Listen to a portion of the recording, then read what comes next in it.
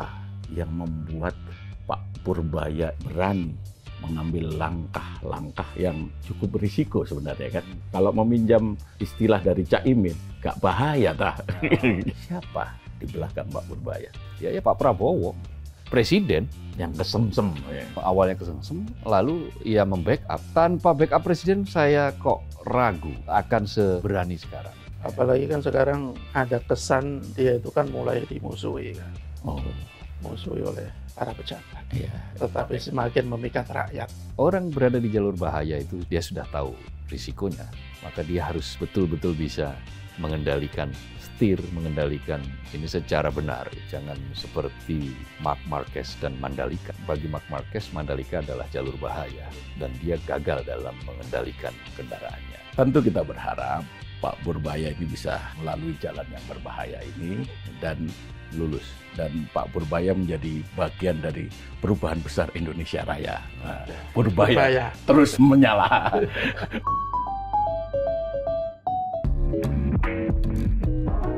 Halo Sobat PD Indonesia, salam sehat dan selalu semangat. Jumpa lagi bersama kami dalam program Ordal, obrolan mendalam bersama orang-orang dalam. Saya Haryanto, Mas Jaka Budi Santoso. Iya. Apa kabar Mas? Sehat? Alhamdulillah sehat. Semangat. Sudah pulih dari apa? Sakit kemarin kan sempat tenggorokan terganggu. Biasa lah itu kan. Biasa ya. Penyakit. Senang saya kalau Mas Jaka sehat ini. Makanya kita kasih opsi pertama Mas Jaka untuk menentukan pilihan. Kira-kira bahas apa pagi ini? Apa ya? Apa? Purbaya boleh. Oh, masih Purbaya ini? Masih lah, masih rame itu. Masih rame? Apalagi kan sekarang apa? Kan ada kesan dia itu kan mulai dimusuhi kan. Musuhi oleh para pejabat. Iya, tapi nanti tetapi disampaikan. Semakin memikat rakyat. Oh, begitu ya. Yang kita lihat kan ya. Orang memikat rakyat kok malah dimusuhi. Ya. Tapi kan kita harus minta ini persetujuan dulu sama Sing Bau Rekso. Mas, tapi tanya kabar dulu lah. Ya, sehat Mas Karek? Alhamdulillah sehat. Hari ini saya ditanya kabar 2 orang. Oh, yang pertama Leonard Samusir. Bukan beda editorial. Iya. Yang kedua saya. Iya. Berarti saya tadi nggak nonton editorial, berarti nggak tahu kabarnya. Jadi oke ya kita bahas Purbaya ya. Iya, terserah host. Tapi saya kira sih sebagai sebuah situasi baru, dia itu punya kesegaran lah. Ada sesuatu yang segar, ada sesuatu yang tiba-tiba nih kita sudah lama hidup dalam ya begitu-begitu saja, atau tiba-tiba ada seseorang yang muncul dengan ide dan gebrakannya yang membuat semua orang tersengat gitu kan. Iya betul. Jadi memang selama 2 bulan terakhir ini Menteri Keuangan kita Purbaya Yudisadewa ini memberikan nuansa yang sangat berbeda ya. Iya. Tegas, ceplas-ceplos, spontan, terus kemudian apa adanya, gitu kan. Meski kadang-kadang pernyataannya mengundang kontroversi kan. Iya. Nah, itu hal yang biasa lah kan. Terkait banyak ya. Sebelumnya kan dia Wush itu sampai Wush sama Family Office. Dan itu kan dia melawan Pak Luhut. mantan bosnya. Mantan bos. 3 kali loh menjadi bos Pak Luhut itu. Menjadi bosnya Pak Purbaya. Kemudian soal terakhir tentang perdebatannya dengan Kang Deddy Mulyadi, terkait dengan dana yang diparkir di Bank Indonesia, gitu. Jadi itu dana yang diparkir di bank ya, menurut data Bank Indonesia. Terus yang berikutnya, ya secara internal kan dia lagi melakukan sidak kemana-mana untuk menutup berbagai kebocoran. Hanya ada yang tersindir kan kemudian. Ketika yang berikutnya dia ngomong soal Cortex. Oh iya betul. Jadi kita dikibulin asing katanya kan kita. Bahwa mereka yang menangani Cortex itu kan ada kerjasama dengan LG itu Korea untuk menghandle Cortex pajak ya, pelaporan perpajakan dan proses-proses perpajakan yang membangun sistemnya lah. Nah itu diserahkan ke LG. Ternyata yang dikirim oleh LG ini menurut Purbaya kan itu levelnya selevel SMA. Jadi akhirnya Pak Purbaya menerjunkan tim kecil. Nah, itu yang dari situ yang mengetahui. Nah, ini tim saya nanti yang akan mengecek semuanya kembali. Terus ada satu lagi, Mas, yang tadi belum kita sampaikan, itu soal MBG. Pak Purbaya kan pernah itu menyampaikan udah bahwa lama akan memotong dan ternyata udah dikembalikan anggaran kan, sama MBG. Iya, kan. betul. Enggak, Ya meskipun awalnya kan sempat membuat ya sedikit bergejolak lah. ya, tapi Baik kan kemudian juga. di 70 sekian triliun kan. Iya, betul. Nah, yang menjadi pertanyaan, apa yang membuat Pak Purbaya berani mengambil langkah-langkah yang cukup berisiko sebenarnya kan? Ya kan? Kalau meminjam istilah dari Cak Imin, gak bahaya dah. Gitu kan.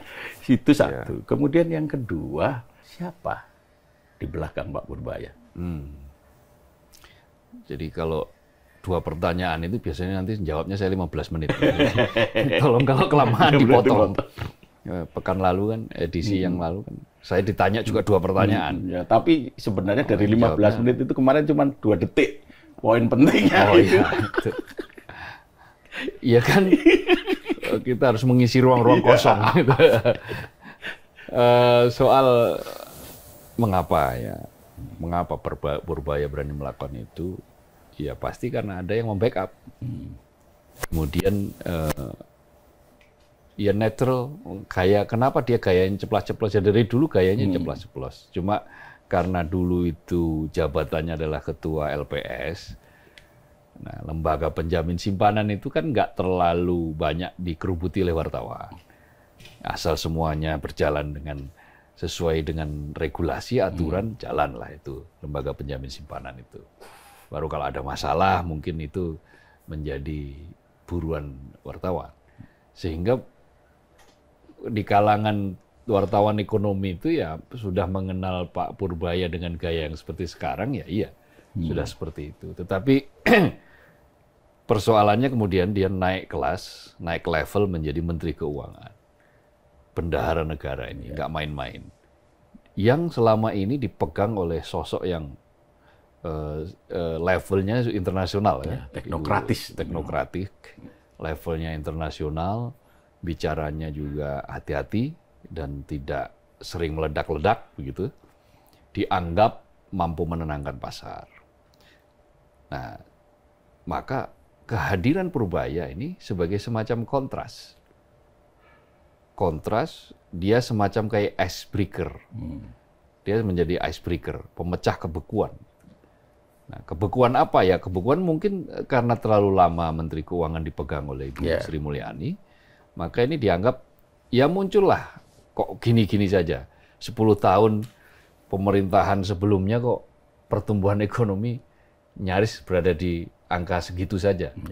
Defisit terjaga, tetapi defisit fiskal terjaga, tetapi ya selalu di angka-angka yang seperti itu dan ekspansinya kurang. Maka jadi kisah ketika ini yang menyebut sumber, tetapi bisa jadi benar. Jadi sebetulnya kan Pak dalam sebuah kesempatan gitu Pak Prabowo mengumpulkan beberapa ekonom, beberapa pejabat yang bergerak di bidang ekonomi, termasuk diantaranya adalah Pak Purbaya kan. Waktu itu PLPS ya.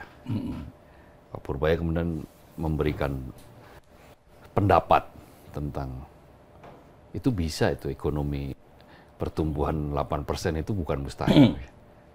Ya pasti tertarik lah presiden yang punya janji pertumbuhan ekonomi 8% meskipun janji 8% itu nanti akan dicapai di akhir, di ujung pemerintahannya di 2029. Tetapi how to create menjadi 8% itu kan masih banyak terjadi perdebatan. Nah muncullah itu Pak Purbaya. Lalu kemudian sudah, kamu nanti ya kira-kira gitu, kamu nanti presentasi lah. Gitu. Lalu dipresentasikanlah itu dengan sangat simpel, dengan sederhana, dengan data-data yang ini, dan Pak Prabowo sepakat dengan itu. Lalu beberapa saat kemudian dia mungkin mengamati profilingnya, maka jadilah Dia Menteri Keuangan dengan tugas memang seperti itu. Maka kalau ditanya menjawab pertanyaan yang kedua, siapa yang membackup? Dia ya Pak Prabowo, Presiden. Yang kesemsem. Kesemsem, awalnya kesemsem, lalu ia membackup. Tanpa backup Presiden, saya kok ragu. Seakan seberani sekarang ini. Makanya karena dia di backup Presiden, ya santai saja. Ketika menyatakan bahwa ada dana sekian triliun, 200 sekian triliun yang ngendon, deposito. Waktu dia memberikan closing remarks gitu ya, dalam sebuah diskusi di Metro TV di Luansa 2 minggu yang lalu, itu Purbaya mengatakan begini, ini ada dana uang negara disimpan, deposito berjangka. Nah, saya tanya ke anak buah saya, nggak tahu nih mereka. Kalaupun saya cecer pasti nggak ngaku. Lalu dia lanjutkan, tapi saya akan terus cecar, akan selidiki nih.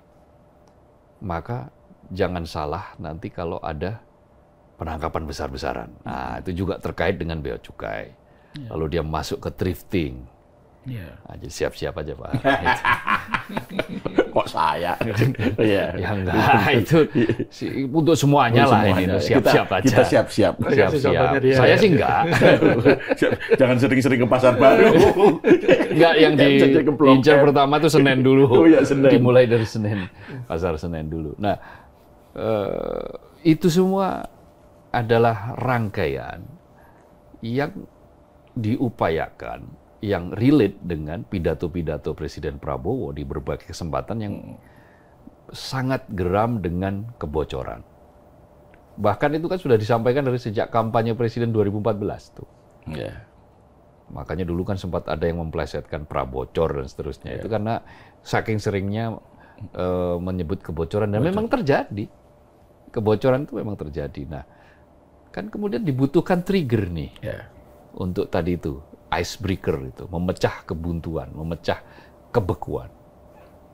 Nah, 10 tahun misalnya Menteri Keuangan sebelumnya kita ya so-so aja di angka-angka seperti itu. Meskipun tentu kita respect dengan Bu Sri Mulyani karena berhasil menghandle penanganan COVID dengan sangat-sangat oke gitu. Dari sisi fiskal, dari sisi kebijakan fiskal. Saya tidak membayangkan kalau nggak ada Bu Sri Mulyani akan pelambakan kita. Utang kita mungkin bisa sampai nggak karu-karuan. Nah, ini bisa relatif bisa ditekan, di-maintain. Nah, tetapi Pak Presiden Prabowo ini yakin bahwa pertumbuhan 8% itu tidak cukup hanya dengan yang biasa-biasa saja. Tidak cukup dengan business as usual. Kata Pak Rosan Roslani selaku Menteri Investasi dan Hilirisasi, untuk mencapai pertumbuhan 8% itu butuh investasi 13.300 triliun. 13.300 triliun loh, itu besar sekali. WUS itu cuma 119 triliun. Yang sudah ada di kantong Pak Jokowi 11.000 triliun. Nah, itu kita tanya masih ada apa enggak? Apa kita ke Solo? Kita tanyain Pak Piye, Pak. 11.000 triliun di kantong yang sebelah mana? Gitu. Nah, itu Pak, tapi Pak Jokowi ada benernya loh itu, yang meramal nanti bulan Oktober, wah itu naik gitu, meroket. November gitu. Nah, ternyata sekarang MU menang terus. Gitu. Iya. Itu kan jadi meme ini fansnya MU. Fansnya MU itu nanti itu bulan September naik. Gitu. Oktober itu begini naik terus. Kembali ke laptop ke Pak Purbaya. Melakukan itu ya jelas dia di backup oleh Presiden full. Dan saya berbicara dengan sejumlah orang yang dia punya jabatan di instansi lah. Nah, jadi mereka menyambut antusias gebrakan Pak Purbaya ini. Karena begini kata mereka, baru sekarang kami itu koordinasi mudah, katanya gitu. Koordinasi keuangan apa itu cepat, mudah. Jadi efek kejut dari Purbaya itu semua orang takut. Jadi mudah, kemudian simple. Yang penting itu manfaatnya itu adalah untuk nanti menggenjot pertumbuhan ekonomi, langsung dijalankan. Baru kali ini keuangan negara itu bisa seterbuka ini, kira-kira begitu loh. Membicarakan keuangan negara bisa seterbuka ini. Jadi atmosfernya adalah menciptakan atmosfer positif. Maka ya menyitir apa yang disampaikan oleh Robert Lucas. Robert Lucas itu ilmuwan Amerika, peraih Nobel tahun 1995. Memperoleh Nobel dari teori ekspektasi rasional expectation. Gitu. Kalau film Dono apa saudaranya Robert David Santiago. Lanjut. Ya, itu Robert David Santiago itu ahli masak kuliner. Padang lulusan Prancis gitu. Ya, oke. Jadi tadi itu Robert Lucas itu mengatakan bahwa informasi yang hadir hari ini itu akan membentuk ekspektasi rasional di masa depan, untuk masa depan. Jadi ekspektasi itu dibentuk apa yang dibangun hari ini. Yang dilakukan oleh Purbaya itu adalah menciptakan ekspektasi-ekspektasi ini. Meyakinkan publik bahwa di tangan pemerintah sekarang itu semuanya bisa loh dijalankan. Jadi bukan omon-omon, katakanlah seperti itu. Meskipun tantangannya ya nanti di Desember.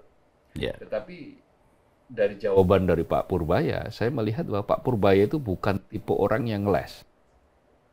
Nah, ketika menjawab soal Kortex itu kan dia bilang 1 bulan beres semua, beres kan. Ternyata begitu nggak beres, dia kan ngomong, saya salah. Saya kira 1 bulan beres semua, ternyata baru sebagian yang selesai. Tetapi dia kemudian ungkap penyebab apa. Nah, kira-kira begitu. Ya, ya menarik sih kalau apalagi soal yang pertama kali membuat Pak Prabowo tadi yang seperti apa yang disampaikan Mas Kohar. Kesemsem dengan Pak Purbaya adalah target pertumbuhan ekonomi yang 8% kan. Ya, targetnya Pak Prabowo. Iya. Ya itu kan kemudian oleh Pak Purbaya untuk dijelaskan lah kira-kira target ini bisa tercapai atau tidak. Nah, setidaknya itu sudah dimulai dengan memakai jaket dulu. Kan terakhir kan kemarin kasih jaket sama Pak Prabowo katanya. Iya, dapat jaket dari istana. Oh, istana. Iya, dari istana. Di dada sebelah kanan atau kiri itu ada kiri. tulisan 8%. Iya. Nah, itu kan tentu maknanya kurang lebih terkait dengan pertumbuhan ekonomi kan. Iya. Ya, saya mau tanya ini ke Mas Jaka. Mau tanya pertumbuhan ekonomi? Iya, nggak apa-apa sekali-sekali kan. Saya kepengen coba. Gampang nanti jawabnya. Ya Mas Kohar lah yang menjelaskan. Nah, kira-kira target pertumbuhan ekonomi 8% itu bisa tercapai atau tidak di era kepemimpinan Pak Prabowo? Karena sekarang aja 5,12% loh. Gitu. Iya, kalau Pak Purbaya kan bilang itu berat. Tetapi kan bukan tidak mungkin untuk dicapai. Tetapi begini, yang diinginkan rakyat itu nggak terlalu muluk-muluk kok. Mau pertumbuhan berapa, tapi yang penting rakyat mudah mendapatkan pekerjaan, harga pakan tidak mahal, sekolah murah, itu sebenarnya kan yang diinginkan masyarakat kan. Jadi ya urusan pertumbuhan berapapun menurut saya itu urusan yang elit, itu tugas elit untuk mencapai, meskipun akan ada korelasi langsung ketika pertumbuhan naik signifikan, kehidupan masyarakat harusnya juga lebih baik. Tetapi kan itu menurut saya urusan elit. Yang dibutuhkan masyarakat itu ya konkret saja. Dan menurut saya Pak Purbaya itu sudah mulai menumbuhkan bukti-bukti yang sesuai yang diinginkan oleh masyarakat. Kalau kita lihat di media sosial itu kan, yang para pendukung Pak Purbaya itu kan menyebut Pak Purbaya itu sebagai seorang menteri pembawa berita baik, menteri kesayangan masyarakat Indonesia, menteri yang menjadi tumpuan masyarakat Indonesia. Jadi hal-hal seperti itu menurut saya ya harus betul-betul dibuktikan oleh Pak Purbaya kan, bahwa harapan masyarakat kepada pemerintah itu paling tidak semakin tumbuh dengan adanya Pak Purbaya. Dan menurut saya kok sudah mulai ada bukti-bukti meskipun masih sedikit ya. Misalnya Pak Purbaya dengan terang benderang mengatakan bahwa ya di pajak, di bea cukai itu kan masih ada masalah. Makanya dia melakukan beberapa kali sidak, menemukan ada dugaan-dugaan ketidakberesan, dan itu kan langsung ditindaklanjuti. Dia juga membuka pengaduan lapor ya. Dan itu udah belasan ribu kan? Udah 30 ribuan lebih. Dan puluhan ribu lah. Ya. Jadi ini semakin membuka kotak Pandora, ya berarti selama ini kan ada masalah. Ya. Ada masalah yang ditutup-tutupi, ada masalah yang tidak diselesaikan dengan segera, nah, akhirnya akan menumpuk.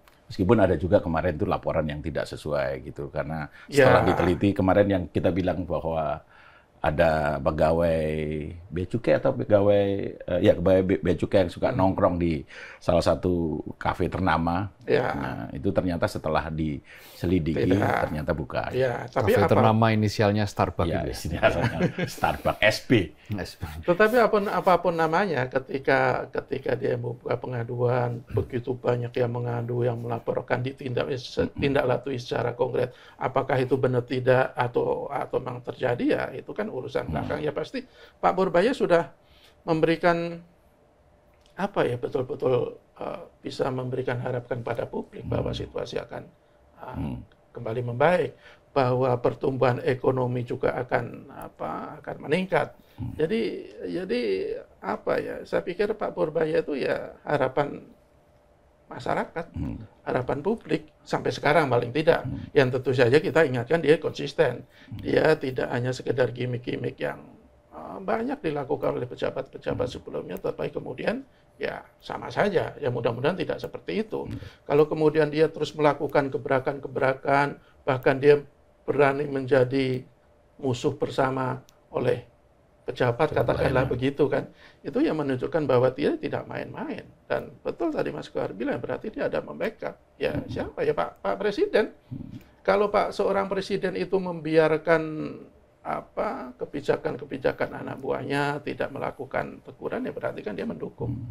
Dan itu yang menurut saya nilai tambah yang luar biasa bagi seorang Purbaya untuk terus melakukan terobosan-terobosan untuk membuka semua persoalan-persoalan yang di masa lalu itu ya tidak terbuka. Membuka masalah-masalah yang di masa lalu itu tidak ditangani secara serius. Ini kan berarti ada tidak secara sengaja ya akhirnya masalah-masalah yang di masa silam itu kan terbuka, bahwa di pajak itu masih ada praktek-praktek yang selama ini membawa nilai citra buruk perpajakan, bahwa di bea cukai itu juga masih ada kong kali kong yang selama ini juga menjadi stigma negatif di bea cukai, dan itu kan secara tidak langsung kan dibuka oleh Pak Purbaya. Kemudian di WUS itu dengan dia mengatakan negara tidak akan membayar utang WUS dengan APBN, akhirnya kan terbuka. Akhirnya kan bahwa adanya indikasi-indikasi korupsi misalnya. Kenapa begitu besar biayanya, sementara kalau kita bandingkan dengan negara-negara lain itu jauh lebih bisa dalam itu kan dari Pak Purbaya kan. Bahkan Pak Luhut pun kepancing kan, akhirnya bilang bahwa sudah busuk barang itu. Dari awal. Kalau busuk kenapa dilanjutkan kan begitu. Berarti kan memelihara barang busuk ya akhirnya kan kejadian seperti sekarang. Ya mudah-mudahan ini tidak hanya berhenti di tataran silang pendapat, tidak hanya di tataran wacana, tetapi harus betul-betul ditindaklanjuti secara hukum.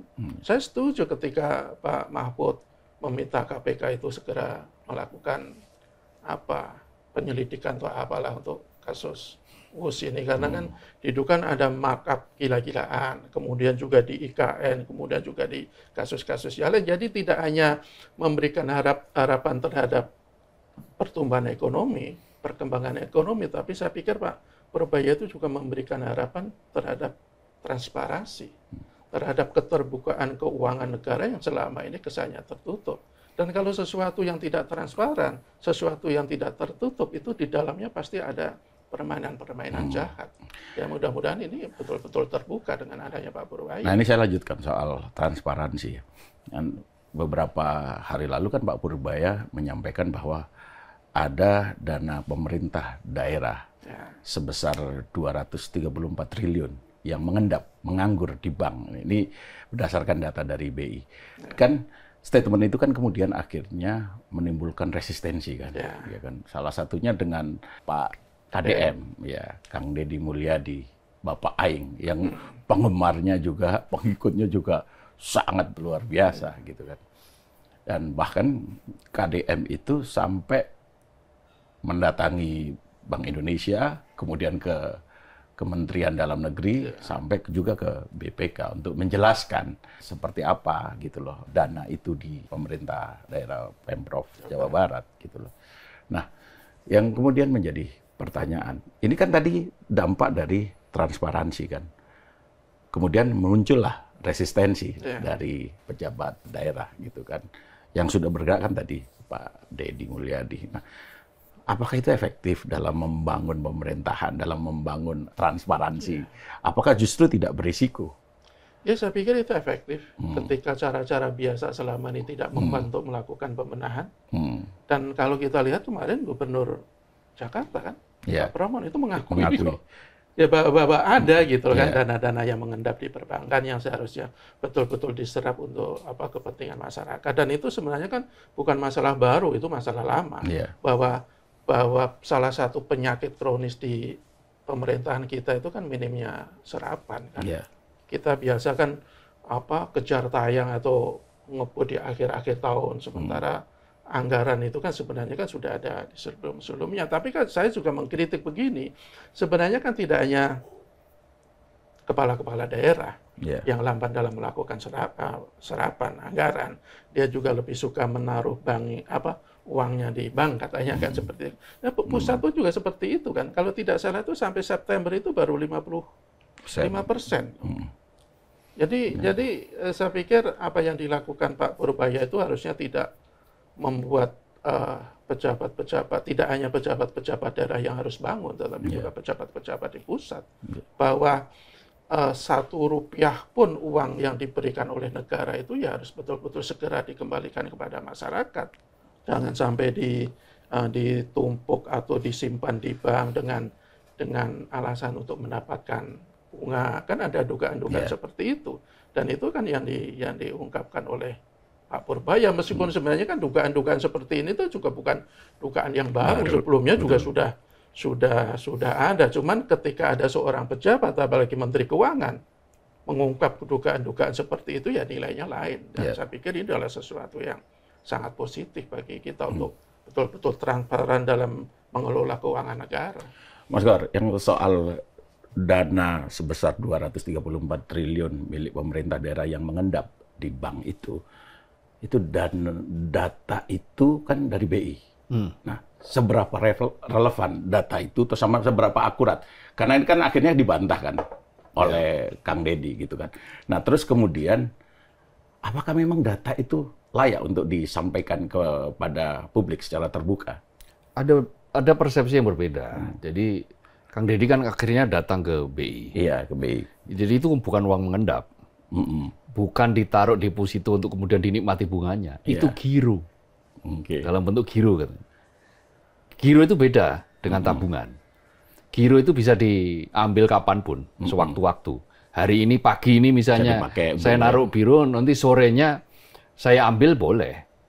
Kenapa ditaruh di dalam giro? Karena giro itu dipakai untuk kepentingan pembayaran, bisnis. Nah, menjadi masuk akal karena gini, proyek-proyek di daerah itu kan tidak langsung bayar kan enggak. Mereka itu ada proses. Harus nunggu proyeknya selesai sekian persen dulu, baru pembayaran termin pertama, pembayaran termin kedua. Itulah yang dilakukan termasuk oleh Pemprov DKI. Makanya Pemprov DKI nggak masalah. Ya memang seperti itu. Daripada nanti tidak ditaruh di bank, mau ditaruh di mana?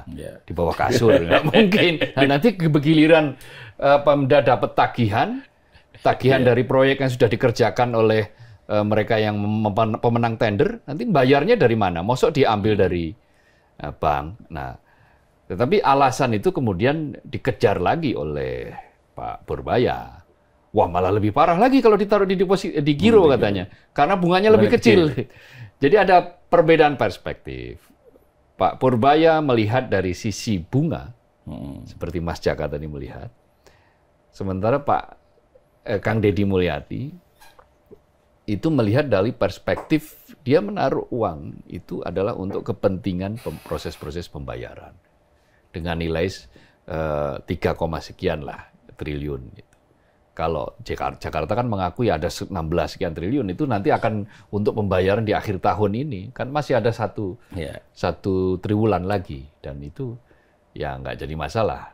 Tetapi sebetulnya itu pun juga bukan berarti harga mati yang tidak bisa diubah. Proses-proses pencairan anggaran proyek itu, pembayaran dan seterusnya, itu kan selama ini juga dikeluhkan. Terlalu bertele-tele, terlalu terlambat. Nah, awalnya kan alasannya ya, nanti kalau salah sedikit nanti kita dihukumi temuan, korupsi. Awalnya dari situ. Tetapi kemudian akhirnya muncul keraguan-raguan. Nah, dalam situasi seperti sekarang, ketika pemerintah pusat itu berani melakukan ekspansi demi untuk mencapai pertumbuhan 8%, mestinya daerah juga berani melakukan hal-hal yang mungkin bisa mempercepat proses pembayaran misalnya, biar ekonomi cepat bergerak. Nah, ini sekaligus juga membantah pernyataan Mas Jaka yang mengatakan bahwa pertumbuhan itu urusan elit, bukan urusan rakyat. Nggak bisa. Pertumbuhan itu urusan rakyat. Bagaimana rakyat bisa makan? Bagaimana rakyat sejahtera kalau pertumbuhannya minus? Kalau ekonominya krisis? Pertumbuhan itu sebenarnya adalah cermin. Itulah kenapa Presiden Prabowo ngotot pertumbuhan 8%. Mengapa? Hanya dengan rata-rata pertumbuhan 8%, 7-8%, Indonesia bisa naik level. Kan cita-citanya katanya Indonesia emas. Malaysia itu income sedikit lagi, dia akan menjadi negara maju. Negara maju itu adalah negara dengan income per kapita setidak-tidaknya 14.000 US dollar. Nah, kita ini maju enggak, mundur enggak. Stuck aja di situ. Kita pernah, income per kapita Republik Indonesia pernah 5.000. Tapi kemudian setelah COVID turun lagi 4.000 sekian. Nah, sekarang hampir 5.000. Jadi kita bergerak di seperti itu. Income per kapita itu kan produk domestik bruto dibagi dengan jumlah penduduk kan gitu. Nah, Malaysia itu sudah 13.000 loh income per kapitanya. Nah, ciri negara maju itu dari income per kapita. Nah, bagaimana income per kapita itu ngitungnya? Ya dari pertumbuhan ekonomi. Gitu. Jadi relasinya seperti itu. Maka supaya pertumbuhan ekonomi itu tidak menjadi isu elit, itulah yang dilakukan oleh Purbaya. Sekarang netizen pada belajar ekonomi. Karena apa? Karena ada triggernya. Purbaya ngomong soal pertumbuhan ekonomi. Misalnya dia kenalkan dengan simbol jaket. Dia kenalkan dengan dana yang di BI, dibiarkan mengendap di BI. Itu tujuannya apa? Tujuannya biar ekonomi bergerak.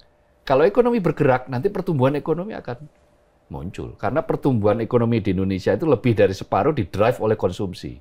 Konsumsi itu apa? Konsumsi rumah tangga. Siapa konsumsi rumah tangga? Ya rakyat. Rakyat ya kita-kita ini. Kita-kita ini yang kelas menengah cenderung atas. Sebelah kiri.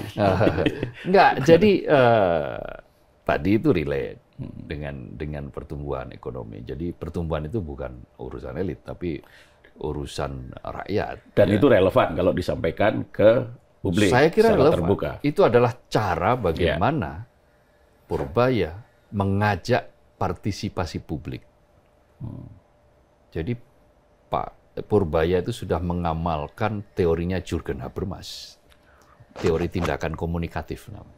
Memberi ruang publik, space yang besar, yang menganggap bahwa rakyat itu bukan objek. Rakyat itu subjek juga. Karena rakyat itu subjek, maka dia harus diajak bicara. Dia bukan benda mati. Ya kalau HP kan benda mati. Saya mau HP dengan gaya begini, ya itu suka-suka. Mic itu, mikrofon itu juga benda mati.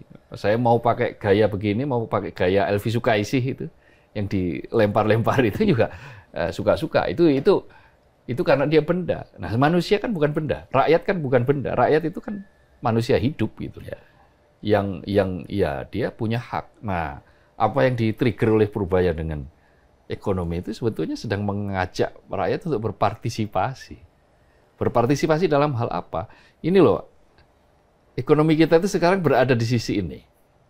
Kita ini sebetulnya punya cita-cita ingin mendorong agar ekonomi kita itu bisa tumbuh lebih cepat lagi. Caranya bagaimana? Ya semua stakeholder harus bergerak, termasuk pemerintah daerah misalnya gitu. Nah, terus kenapa dia sampai kemudian ngomong wush gitu? Ngomong wush, ya karena ada naga-naganya, ada yang mau mengarahkan ke APBN agar nalangi utang wush gitu. Makanya kan kemudian Pak Purbaya mengatakan nggak ada itu APBN ditalangi oleh wush karena bukan di situ perjanjiannya. Lalu kan kemudian orang berdiskusi tentang istilahnya debt trap, jebakan utang Cina. Nah, ada yang khawatir bahwa ini adalah jebakan utang Cina. Nah, sekarang kan sedang direstrukturisasi dan naga-naganya Bank of China, China Development Bank itu mau merestrukturisasi menjadi 60 tahun. Kan dulu durasinya 45 tahun. Dengan bunga 3,4%. Awalnya 2%, naik jadi 3,4%. Jumlah utangnya 75% dari total investasi. Investasinya kan 119 triliun. Nah, 75% ini kira-kira 90 triliun lah. 90 triliun dengan bunga 3,4% dibagi sebelumnya 45 tahun. Ya menggeh-menggeh. Ya gimana? Kan paling nggak butuh 5 triliun tiap tahun, tapi yang bisa dicapai oleh wush cuma 2 triliun. Maksimal itu sudah mentok 2 triliun. Nah, itulah yang menyebabkan kemudian ya restrukturisasi. Yang terjadi kemudian antara Purbaya dan Pak Luhut, gurunya, siapa yang mau minta APBN? Kalau soal utang itu gampang, tinggal direstrukturisasi. Ya restrukturisasi kan tetap harus bayar bunga. Semakin lama kan semakin banyak. Iya, dan konon katanya nih, tapi ini masih belum verified ya. Artinya masih harus diverifikasi lebih jauh lagi. Ada isu yang menyatakan bahwa kenapa Cina mau memperpanjang durasi pembayaran utang itu karena Cina mau meminta komitmen agar kereta cepat ini diperpanjang sampai Surabaya. Kan memang sudah ada master plan bahwa ada kereta cepat Jakarta-Surabaya. Nah, tapi selama ini kan mau dikasih ke Jepang katanya kan. Nah, sepertinya kemudian ya Cina mau ngambil lagi. Itu tapi itu rumor ya. Itu belum terkonfirmasi. Tapi masuk akal juga. Kan nggak mungkin restrukturisasi tanpa ada imbalan apapun. Jadi atau mungkin tidak sampai Surabaya dulu tapi di mana dulu gitu kan. Setidak-tidaknya nanti menghubungkan sehingga ya kalau sudah mereka yang mendesain, mereka yang ini ya agak susah kan untuk pindah ke lain hati kan gitu. Jadi proses yang terjadi yang dilakukan oleh Pak Purbaya ini sebetulnya sangat-sangat positif.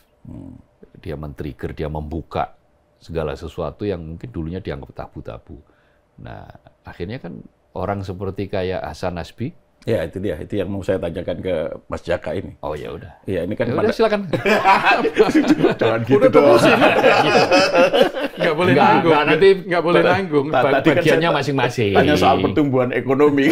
Iya, makanya keliru kan. Nggak gini. Kalau saya berprinsip begini, soal pertumbuhan begini.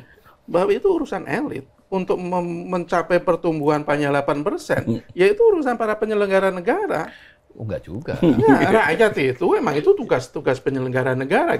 Tugas haknya rakyat itu yang penting dia bisa menikmati apa murah misalnya gitu loh. Bukan umpamanya kita tanya ke orang kampung. Jadi kalau istilah zaman soal pertumbuhannya mereka nggak tahu. Ya kalau istilah zaman dulu itu kan murah sandang pangan papan. Iya, kan? Mau pertumbuhannya berapa? Betul bahwa pertumbuhannya berapa? Enggak, kalau pertumbuhannya negatif, bukan. Ya nggak bakal murah sandang pangan papan. Enggak, makanya itu untuk menaikkan pertumbuhan itu yaitu tugasnya elit gitu loh maksud saya. Bukannya tugas orang-orang kecil untuk meningkatkan pertumbuhan. Betul pertumbuhan semakin tinggi pertumbuhan itu akan relate dengan kesejahteraan masyarakat itu betul gitu loh. Ayo silakan. Jadi 1 menit saja. Bukan tugas masyarakat kecil untuk menaikkan pertumbuhan. Enggak. Ini berbeda dengan statementnya Pak Surya Paloh. Jadi masyarakat itu hanya menuntut hak, tapi lupa kewajibannya. Padahal tapi memang tugas masyarakat itu ada. Kewajiban masyarakat itu apa? kewajiban masyarakat dalam konteks pertumbuhan ekonomi? Berpartisipasi. Ya, betul itu. Partisipasi. Partisipasi seperti apa? Partisipasi dalam bentuk mengkritisi, mendukung, memberikan masukan-masukan, ya ikut serta. Nah, itu, betul. Kalau itu betul. Iya loh. Ya, tetapi iya. bahwa untuk meningkatkan ya, jadi itu juga meningkatkan pertumbuhan kalau tanpa partisipasi. Ingat Orde Baru itu ada teori namanya trickle down effect. Ya kan? Ya. Bahwa katanya pertumbuhan itu, asumsi trickle down effect itu kan pertumbuhan itu nanti akan menetes. Tapi berpuluh-puluh tahun kan tetesannya kan nggak, cuma ngerembes saja sedikit gitu. Itu hasil pertumbuhannya kan. Kenapa? Karena partisipasinya dicekek. Dengan cara apa? Sudahlah, kamu itu rakyat nggak ngerti. Ini urusan elit. Nah, ini menyalahi proses-proses yang dilakukan oleh yang disebut dalam teori. Tapi betul, memang rakyat memang harus berpartisipasi dalam urusan. Dan tanya Hasan Nasbi lah, itu udah beda lagi sekarang. Nah, ini kan silang, balik lagi ya ke saya. Kenapa saya tanya ini ke Mas Jaka? Karena supaya nanti keluar lagi itu jangan ada yang mengkultuskan individu.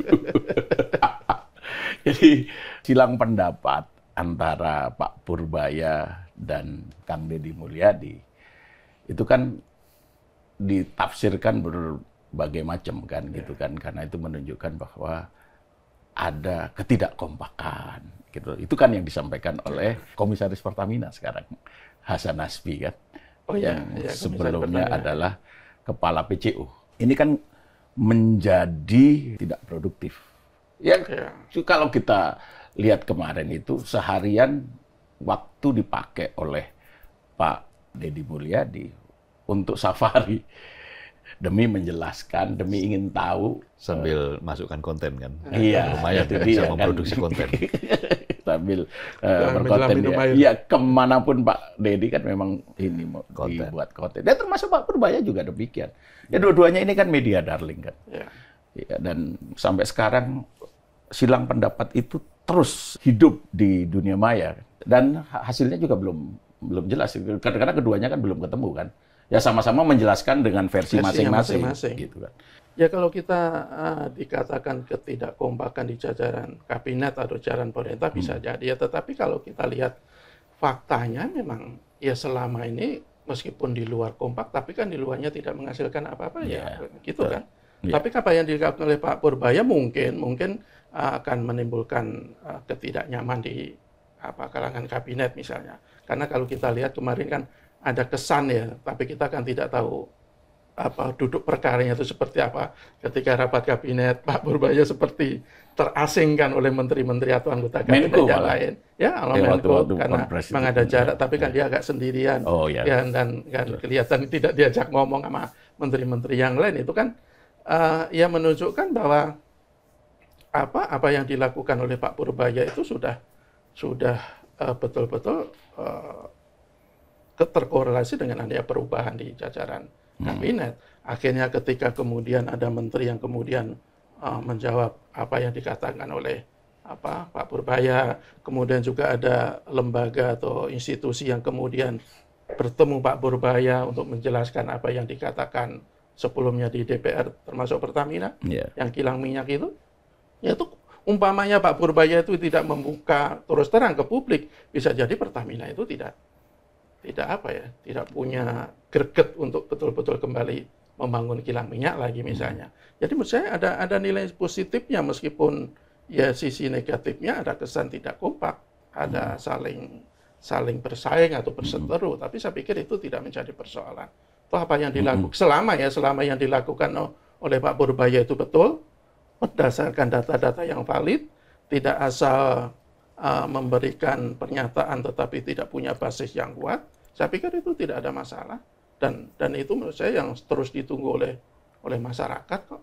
Ya ungkapkan terus apa yang permasalahan yang dihadapi oleh pemerintah dan itu saya yakin rakyat itu akan mendukung dia, tapi sekali lagi ya asal apa yang dilakukan itu tidak asal bicara, tidak asal memberikan pernyataan.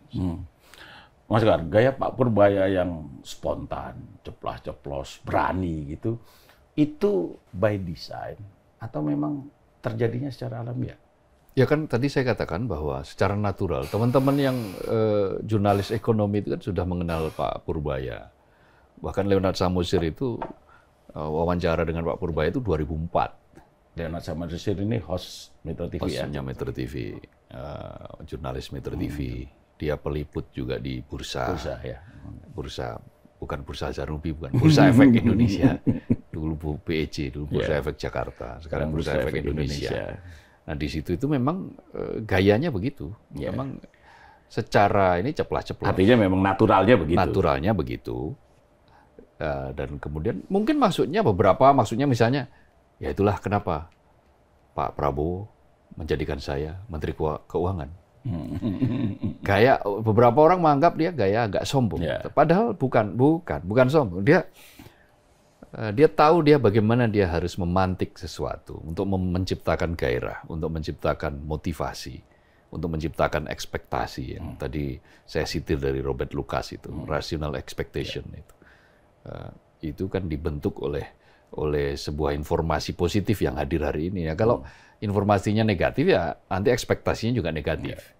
Kalau yang dibahas oleh fiskal itu terus-menerus current account defisit, ada defisitnya begini terus, ya nggak bakal bisa tuh 8%, agak susah. Vietnam itu bisa melakukan itu karena muncul juga ekspektasi rasional yang positif. Maka di semester 1 2025 itu pertumbuhan Vietnam itu 7,52% loh, dahsyat itu. Dan ada 91.000 pabrik baru dibangun selama dari Januari sampai Juli, semester 1 lah pokoknya. Dan itu mampu kemudian menyerap hampir 600.000 tenaga kerja. Luar biasa kan? Ya bahkan investor dari Indonesia banyak juga yang berinvestasi di Vietnam. Dari pertumbuhan ekonomi, rakyatnya terserap jadi lapangan kerja. Jadi tadi kalau rakyat yang penting lapangan kerja, caranya pertumbuhan ekonomi. Betul bahwa elit yang harus mendrive itu, tapi rakyat berpartisipasi. Gitu. Kembali lagi ke situ lagi. Tapi seru perdebatan seperti itu. Jadi gini, ini positif. Kira-kira begitulah apa yang dilakukan oleh Pak Purbaya. Justru ketika anjurannya Hasan Nasbi, yang komisaris Pertamina, mungkin dia jengkel kali ya, Pak Purbaya menyentil Pertamina dan tetapi sesekali ya nggak masalah lah. Jangan selalu hal-hal seperti itu dianggap sebagai suatu aib. Anggaplah itu vitamin untuk mengkoreksi ke depan. Justru kan kemudian Hasan Nasbi kan mengusulkan ya silakan disampaikan tapi secara tertutup. Hasan Nasbi gitu loh. Iya ada kan? Di dalam pernyataannya kan begitu. Suruh mengembalikan secara tertutup lagi. Ya kalau tertutup lagi, nanti partisipasinya di mana?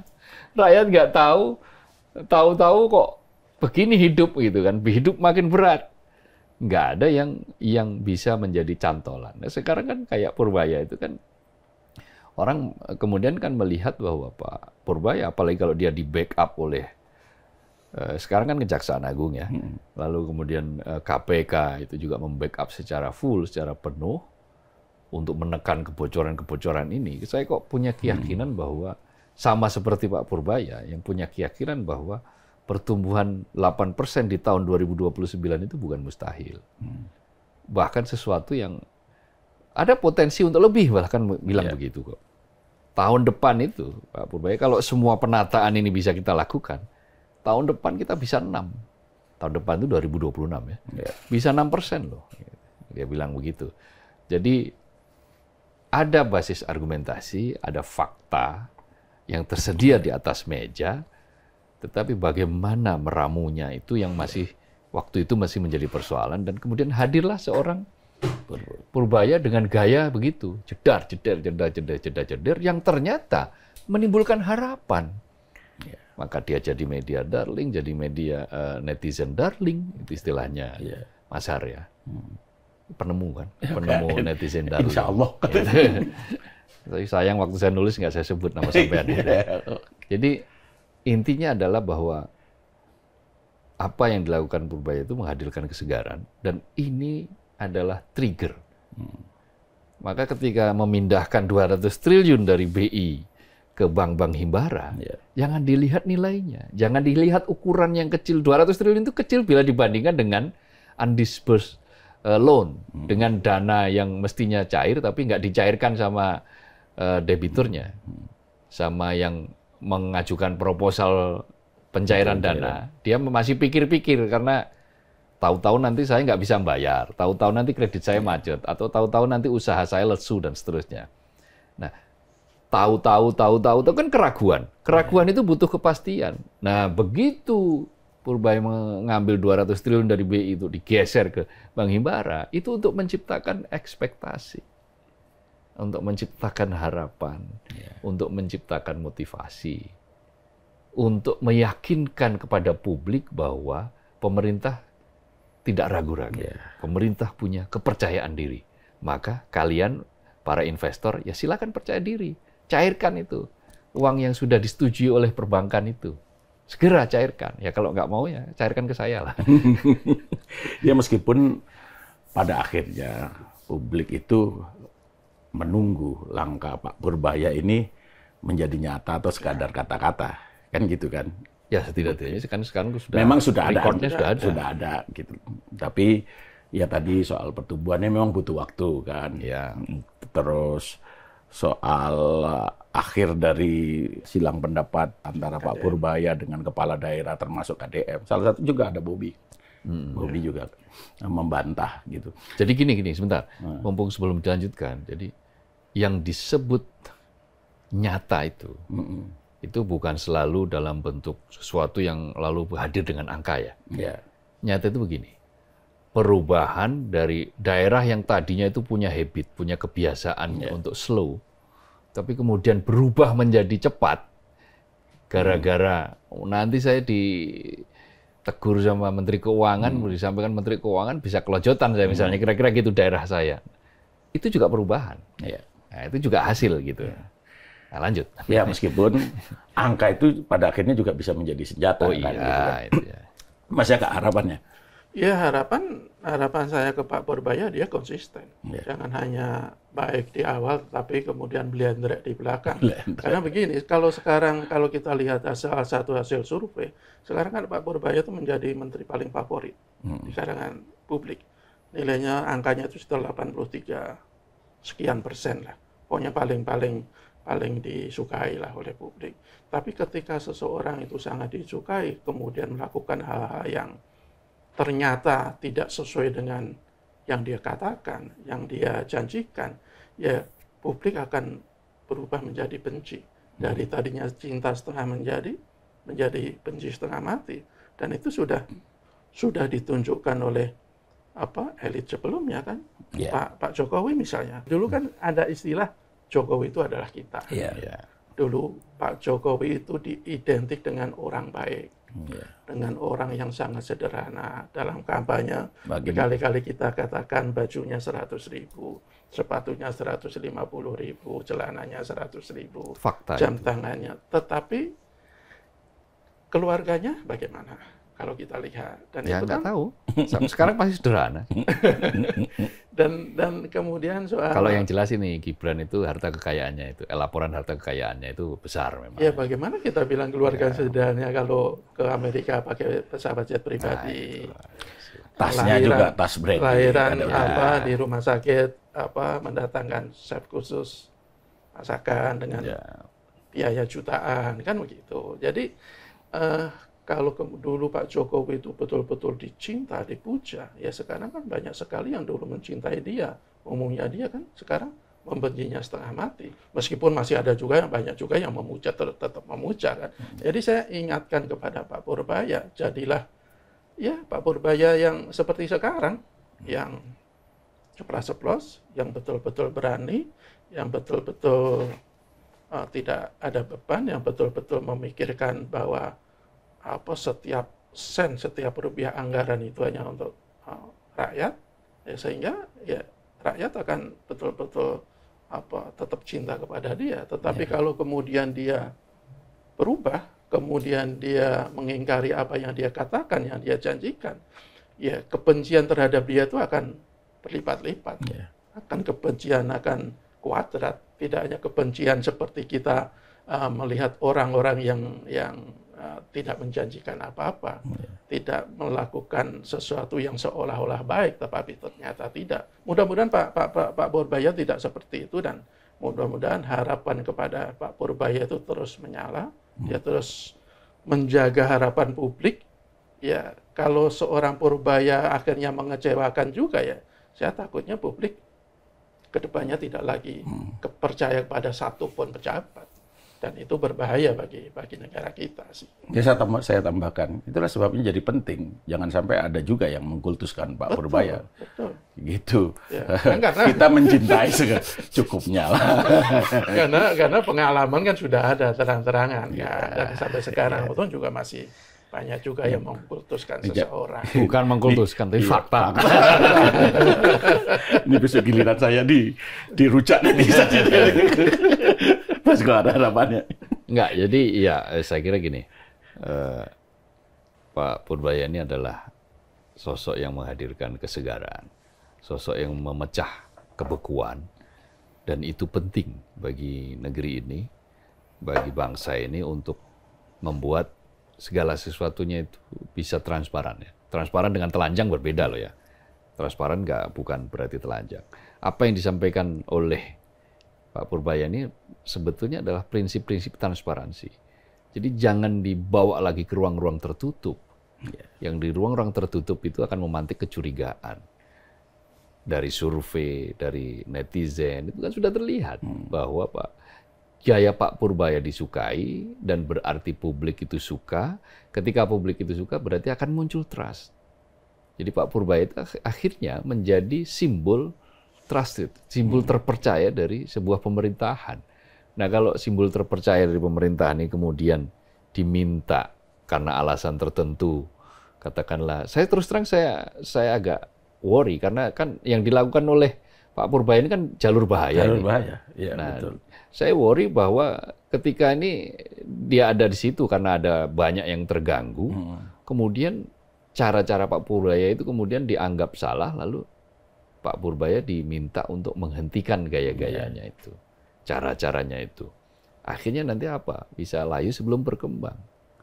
Ini bisa antara benci dan rindu itu kan tipis ya. Makanya ada lagu Benci tapi rindu, karya Rinto Harahap yang dinyanyikan dipopulerkan oleh Diana Nasution. Benci tapi rindu itu saya tulis di podium. Maka sekarang kan bagaimana yang benci tapi rindu itu yang sekarang itu sedang cinta mati, kayak lagunya Mulan Jamila itu. Cinta mati itu tidak berubah menjadi benci tapi rindu, gitu.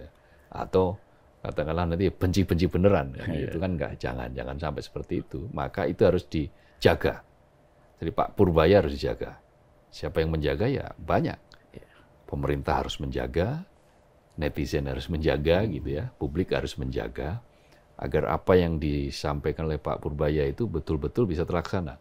Upayanya untuk bersih-bersih bea cukai itu menjadi kenyataan, setelah itu diperbaiki sistemnya, lalu upayanya untuk mengikis mental-mental proyek, yang kalau mungkin dugaannya ada, itu juga bisa hilang, lalu upayanya untuk menggairahkan perekonomian, dengan menyentil para kepala daerah itunya juga bisa terlaksana dengan baik sehingga habit di daerah itu berubah dari yang selalu begitu saja polanya bisa menjadi berubah, termasuk juga di tingkat pusat, pemerintahan dan seterusnya.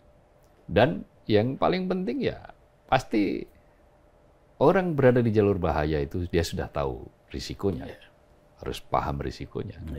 Kalau risiko, maka dia harus betul-betul bisa mengendalikan ini secara benar. Jangan sampai gas remnya harus jelas. Gas remnya bukannya gas rem, tapi kendalinya juga harus jelas. Jangan seperti Marc Marquez dan Mandalika. Selama dia ikut di Mandalika, jatuh terus. Dan bagi Marc Marquez, Mandalika adalah jalur bahaya. Jalur bahaya. Dan dia gagal dalam mengendalikan kendaraannya. Iya, semoga Pak Purbaya bisa melewati. Keluarganya penting juga harus menjaga Pak Purbaya. Betul. Oh iya. Sampai nanti keluarganya justru apa yang membuat Pak Purbaya dibully ya. ditinggalkan? Iya, betul, harus ya, karena netizen kita ini kan jeli sekali melihat detail kan. Ya. Hal-hal yang kecil itu yang buat mata kita tidak terlihat itu buat sebagian netizen itu bisa terlihat. Jadi Kita tuh Mas Raja. ya saya lah, saya lah. Saya enggak. Dia mencintai detail, ya. Bergaul dengan pikiran-pikiran besar, dan mencintai detail. Ya. Itu jargon yang melekat erat itu. Jadi tentu kita berharap Pak Purbaya ini bisa melalui jalan yang berbahaya ini dan Lulus. dan Pak Purbaya menjadi bagian dari perubahan besar Indonesia Raya. Purbaya terus menyala.